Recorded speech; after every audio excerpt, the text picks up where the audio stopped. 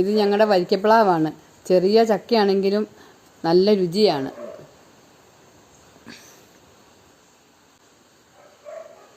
ഇത് നമ്മുടെ മുറ്റത്തെ പേരയിലെ പേരക്കയാണ്. മഴ പിടിച്ചതുകൊണ്ട് കുറേ പുഴു പിടിച്ചു പോയി. ഇത് നമ്മുടെ മറ്റൊരു കൂഴപ്ലാവാണ്. ഇത് നമ്മുടെ ഓലിയിൽ നിന്ന് വരുന്ന വെള്ളമാണ്.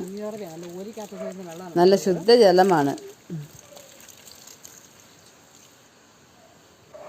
ഈ ജീവിയെ നിങ്ങൾക്കറിയാമോ?